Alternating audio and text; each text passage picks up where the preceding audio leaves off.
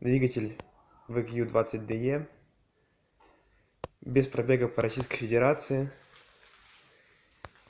Снят с аукционного авто Nissan Zephyr с пробегом 21 191 километр. В отличном состоянии.